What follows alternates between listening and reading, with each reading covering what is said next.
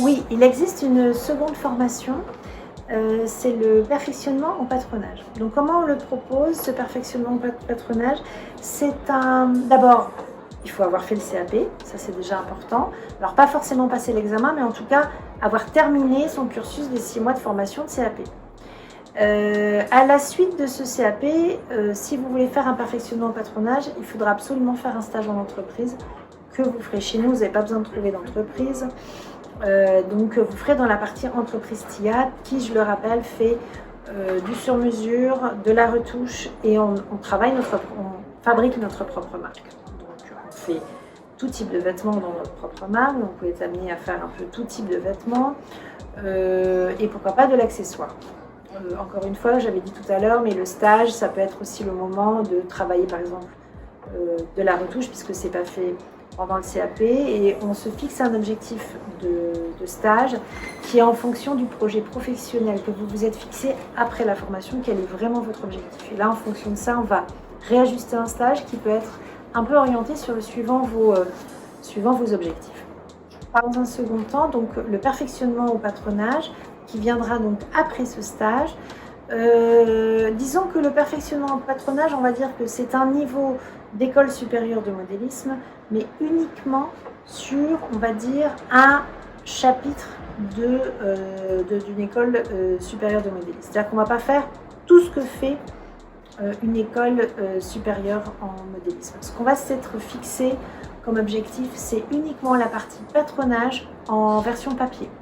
On ne travaillera pas la version patronage en version ordinateur. Ça c'est un sujet qu'on n'abordera pas. Vous préparer donc à travailler sur un logiciel n'est pas de notre ressort et ne nous intéresse pas. Pour nous, l'idée, c'est plutôt de préparer des gens à travailler à leur compte, dans des petites, soit tout seul, c'est des petites entreprises, soit d'une seule personne qui sera à son compte, soit des petites entreprises. En tout cas, des entreprises qui ne seront pas vouées à faire du patronage sur ordinateur et à travailler avec des imprimantes très, très grandes, etc. C'est pas du tout le sujet en fait qui sont abordés et ce n'est pas l'objectif que je me fixe parce que ce n'est pas la clientèle que j'ai. Les gens qui viennent me voir sont plutôt des gens qui vont se mettre à leur compte, travailler du patronage en papier et savoir un peu tout faire. Donc c'est plutôt ça qui va être l'objectif du perfectionnement en patronage.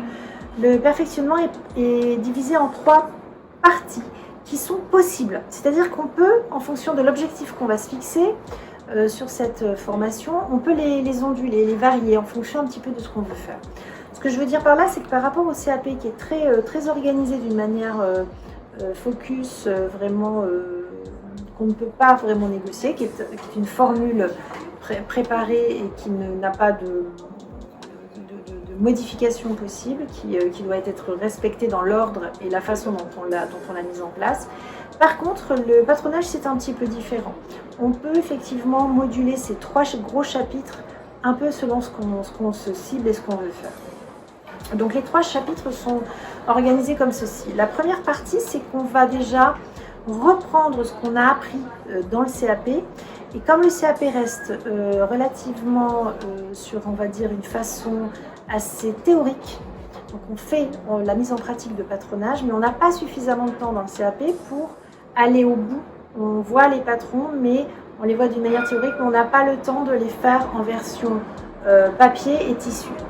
Donc là, le premier chapitre, c'est de reprendre tous ces cours qui sont restés un peu trop théoriques et les mettre en pratique en version tissu. Et pour gagner du temps, on les fait en miniature, on les fait en version poupée pour revoir tous ces cours, surtout ce qui a été peut-être le moins compris et le plus à revoir pour l'élève, pour l'apprenant, et reprendre donc toutes ces versions de patronage en version poupée et en version tissu. Donc la personne va vraiment faire la partie de la partie dessin, patronage et tissu jusqu'à la fin, mais en tout cas en version, sans rentrer trop dans les détails des finitions, c'est juste pour comprendre la partie patronage et la partie quand même assemblage après derrière.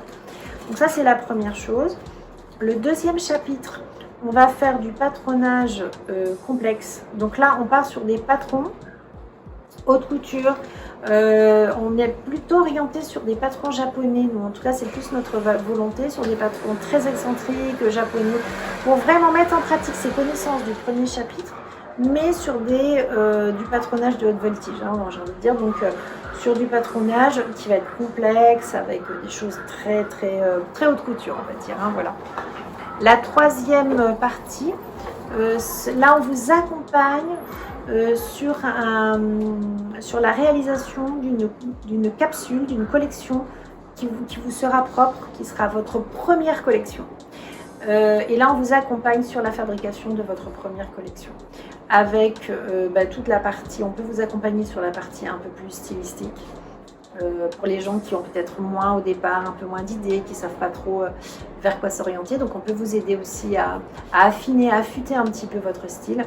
Et puis dans un second temps, à faire toute la partie dessin collection. Vous avez eu des cours de dessin au CAP, ce sera le moment de les mettre à profit pour commencer à dessiner vos collections. Et puis après, on vous accompagne sur la partie patronage de vos collections et vous accompagner jusqu'au bout. Alors on peut très bien aussi saccader le perfectionnement au patronage, c'est-à-dire que vous ayez un moment de la semaine où vous êtes avec nous, où on fait la partie patronage, et regardez un moment de la semaine où vous êtes chez vous, pour que la partie couture où vous êtes plus expert, puisque vous avez déjà le niveau CAP, vous avez moins besoin de nous, vous pouvez garder des heures pour travailler justement la partie couture à la maison.